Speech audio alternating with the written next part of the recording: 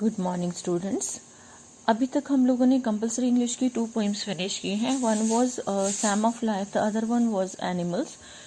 दोनों पोइम्स में काफ़ी कंटेंट ऐसा रहा है जो हम लोगों की रियल लाइफ में अप्लाई होता है। आई मस्ट से कि 95 से 99% कंटेंट जो है वो हमारी हेल्प करता है। कैसे? सैम ऑफ लाइफ में क्या बताया गया था? We need to be very positive. Present के बारे में ही बात करेंगे। We must utilize every moment at present without worrying about future, without crying about past, and we must leave our footprints on the sands of time ताकि दूसरे लोगों को इंस्पिरेशन मिले। जैसे मैंने आपको एग्जाम्पल कोट किया था, अगर आप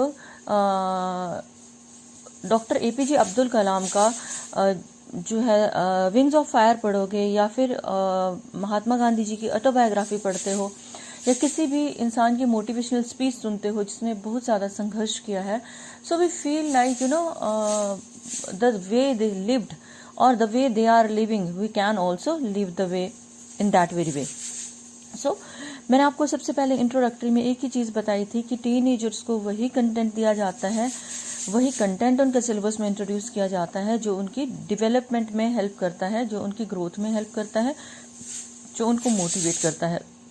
So instead of going through the next poem, आज जो मैं आपको पोइम करवा रही हूँ it is very simple. 2 poems हमने बीच में स्किप की हैं। we'll do them later on. The Lake Isle of Innisfree. ये जो पोइम है it is written by W.B. Yeats, William Butler Yeats की ये पोइम है, एक आयरिश पोइट से। सो अगर आपको याद होगा, आपने फर्स्ट ईयर में एक पोइम पढ़ी थी, lines written in early spring. What did the poem say? उस पोइम में क्या था? That very poem dealt with abundant natural beauty and the concluding lines they were, what man had made of man. इंसान ने इंसान का क्या कर दिया है? That's why the poet was very sad. So in this poem he wants to go to the lap of nature. जो poet है W.B. Yeats, he wants to escape into the lap of nature. क्यों वो escape करना चाहता है? क्योंकि Irish movement जो थी, जो संघर्ष चल रहा था, he was tired of that. किसी वजह से वो इसमें इन्वॉल्व हुआ था। Now he is feeling tired because of that. Now he wants to escape into the lap of nature. वो प्रकृति की गोद में भागना चाहता है।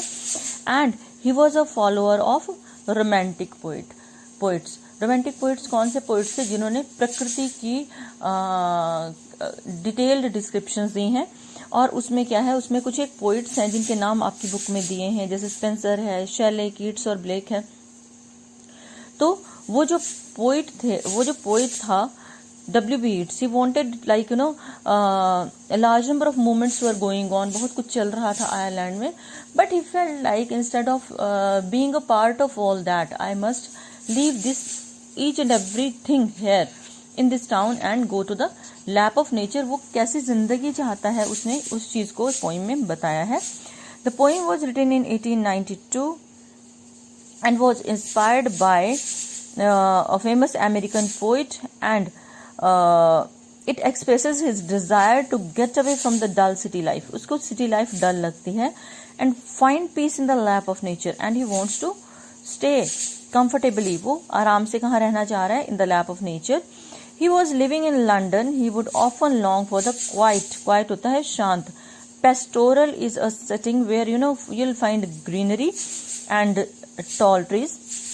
So he wants to go to quiet, शांत और pastoral setting of an island. Island is a, Hindi में इसको टापू बोलते हैं, कि जैसे एक अलग सा आइसोलेटेड सा एरिया सी में, like Innisfree में वो रहना चाहता है। This poem expresses his wish to go to the island of Innisfree in the island waters of Lough Gill, which is close to the town of Sligo, where Yeats had spent many moments during his childhood. वो ऐसी जगह है जहाँ उसने काफी वक्त गुजारा है। So he wants to be there. He hopes to find joy and peace in the simple life of Ireland, where he wants to live alone. वो किसी की कंपनी नहीं चाहता, वो वहाँ अकेले रहना चाहता है।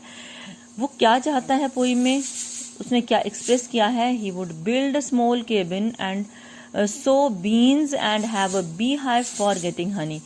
वो क्या करेगा? वो एक छोटा सा कैबिन बनाएगा। सो बीन्स वहाँ सो करेगा, सो होता है उगाना, and have a bee hive for getting Honey, और हनी के लिए वो एक बी हाइव रखेगा, मधुमक्खी का जो बॉक्स है वो रखेगा। In the quiet of nature there will be soothing sounds of humming honeybees. He'll enjoy, वो क्या enjoy करेगा? honeybees की sound, singing of crickets and linnets wings. Lynette के जो विंग्स की आवाज है और क्रिकेट्स की singing. Cricket is a small insect. It is a poem which celebrates the beauty of nature. Yes, it has abundant beauty of nature. Too much beauty of nature is there. And its soothing effect on human mind. मैंने आपको Lines Written in Early Spring में भी बताया था कि अगर हम प्रकृति की गोद में जाते हैं तो what happens? We feel amazingly good. हम amazingly good मतलब too good feel करते हैं और उसमें क्या है? हमारी जो उलझने हैं, परेशानी है, we feel as if they are leaving us behind. So peace comes down slowly from the mist in the morning. When it is misty in the morning, सुबह जैसे आजकल धुंध पड़ी है तो उसको ऐसा लगेगा जैसे कि शांति जो है या peace it is coming down. At noon there is a purple glow on the lake. Noon में वहां पे पर्पल ग्लो है, पर्पल कलर का शाइन है. Even at night it shines lightly. Even night is shining. The poet seems bored with the city life. He is totally bored. वो परेशान हो चुका है सिटी लाइफ से.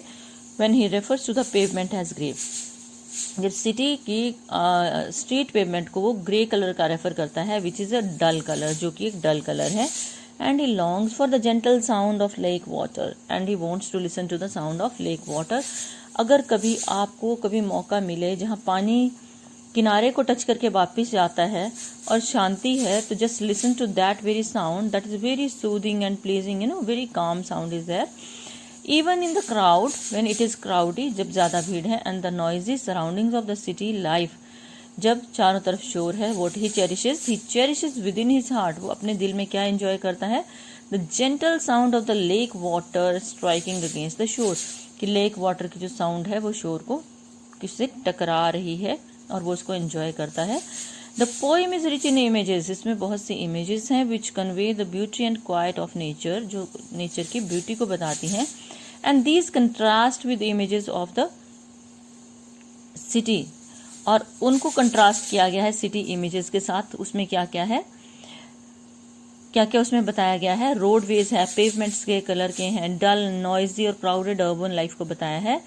This poem is about the value of natural environment. मैंने आपको पहले भी बताया था, इसमें विविड नेचर डिस्क्रिप्शन है. City life is full of stress, noise and pollution. शहर की जिंदगी कैसी है जहाँ स्ट्रेस है, नॉइज है, पॉल्यूशन है. It is in the lap of nature that human beings can find peace. और शांति कहाँ मिलेगी? प्रकृति की गोद में. Now let us start this poem. I'll arise and go now. Arise means उठना. I'll arise and go now. मैं जाऊंगा कहाँ? To the go to Innisfree. Innisfree एक जगह है which is earlier referred कि वो क्या है? एक island है. And a small cabin. I'll go there alone. And a small cabin build there. And I'll make a small cabin there. मैं वहाँ एक छोटा सा रूम बनाऊंगा, cabin बनाऊंगा.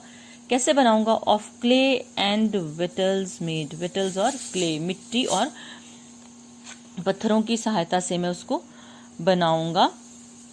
एंड क्ले कौन सी होगी? जिसमें जो है पॉट्स बनाने में जो चिकनी मिट्टी होती है, कहता उसको यूज करूंगा मैं. 9 bean rows will I have there. I'll grow bean rows there. वहां पे मैं बीन्स उगाऊंगा, जैसे आपके राजमा या किडनी बीन्स होते हैं या फिर आपकी फ्रेंच बीन्स होती हैं. A hive for the honey bee and I'll keep a hive for honey bee there. And live alone in the bee loud glade. Glade means area. Bee loud जहाँ पे bees का noise सुना पड़ेगा. I'll live alone in that very glade where I'll be able to listen to the sound of the bees. I shall have some peace there because I want to have peace. I want to have mental peace. For peace comes dropping slow because peace comes when slowly steadily. what happens जब धीरे धीरे कोई चीज आती है. dropping from the veils of the morning to where the cricket sings. it comes, veil होता है जो घूंघट है या कवर है. in the morning we see misty, धुंध होती है ना, तो it is coming in the morning with mist and we listen to the song of the cricket which is an insect. their midnights all a glimmer and midnights it shines. Glimmer means shining is there. Noon a purple glow. At noon there is a purple colored shine and evening full with linnet swings. और शाम को कहता there are small small creatures, छोटे छोटे Lynette करके एक creatures होते हैं, वो उनके विंग्स की आवाज मुझे सुनाई देगी। ये सारी की सारी उसने डिस्क्रिप्शन क्यों दी है, वो उस आइलैंड पे जाके क्या करना चाहता है उसकी वो डिस्क्रिप्शन है ये। So he is saying I will arise and go now, surely I will arise and I will go now, मैं वहां जाऊंगा। For always night and day, and I'll be there for night and day. I hear the lake water lapping with the low sounds. वहां पे मैं क्या सुनूंगा, lake water which will be touching the shore. धीरे धीरे वो शोर को टच करके वापस जा रहा होगा। lake water lapping with low sounds, तो इसमें जो है वो रेपिटेशन है, L को बार बार रिपीट किया गया है। While I stand on the roadways, कहते शहर में जब मैं होता हूँ, I stand on the roadway, मैं रोड पे खड़ा होता हूँ, और on the pavements ग्रे, और ग्रे कलर के पेवमेंट्स, ग्रे कलर जो सीरियसनेस डलनेस को इंडिकेट करता है। I hear it in the deep heart score. I just listen to the voice sound, कौन सी साउंड मुझे सुनाई देती है, lake water touching the shore. I just listen to that very sound of lake water which is touching the shore. And where did I hear it? I hear it when I stand on roadways or pavements. It is heard inside my heart. कि जो चीज़ें मैंने महसूस की हैं प्रकृति की गोद में, मैं उनको यहाँ पे शहर में रह के उसको फील करता हूँ। But it is his dream to go to the lap of nature and stay there. तो फर्स्ट पोइम आपकी डील करती थी that dealt with present only, कि we are born to perform our duty on this earth. हमें कुछ duties दी गई हैं, उनको परफॉर्म करना है। We must leave our footprints on the sands of time. जाने से पहले हमें कुछ ऐसा करना है कि इवन आफ्टर दैट हम लोगों की जो कर्म है, जो हमारी डीड्स हैं, वो दूसरों को रास्ता दिखाएं। और हमें क्या करना है, हमें टोटली प्रेजेंट में रहना है instead of being in crying for past और क्राइंग फॉर फ्यूचर। क्योंकि आज आप प्रेजेंट में काम करोगे, दैट इज गोइंग टू पे you in future. Second poem was animals that dealt with the, जो हमारे मन में कड़वाहटें होती हैं, नेगेटिविटीज़ होती हैं, like related to caste, creed, religion, शिकायतें हैं, जेलिस है, डिफरेंट टाइप की जो नेगेटिव फीलिंग्स हैं, उन फीलिंग्स से दूर एनिमल्स एक बड़ी कंटेंटेड और सेटिस्फाइड लाइफ जीते हैं। So poet is feeling like I want to be with animals, और उनकी अच्छाइयों को मैं देख के उनके साथ जीना चाहता हूँ। दे नेवर कंप्लेन, वो किसी को अपने पूर्वज को कभी गुरु नहीं मानते, वो कभी किसी से कोई कंप्लेंट नहीं करते। They live a very satisfactory life they live, वो बड़ी सेटिस्फैक्ट्री लाइफ जीते हैं। So the poet is impressed by the life of the animals. आज आपकी जो मैंने थर्ड पोइम करवाई है, एक्चुअली मेरी फिफ्थ पोइम है, लेकिन मैंने इसको थर्ड नंबर पे करवाया है। It is very simple. Poet wants to escape towards in the lap of nature.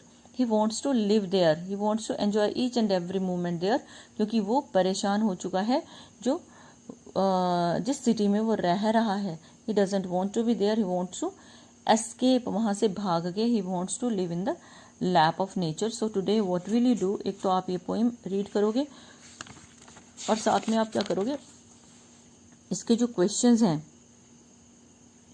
Reference to the context नहीं करोगे आप करोगे क्रिटिकल समरी और समरी ऑफ द पोइम, और शॉर्ट क्वेश्चंस को में थीम ऑफ द पोइम, ये आपका सारे का सारा कवर करेगा। So have a good day.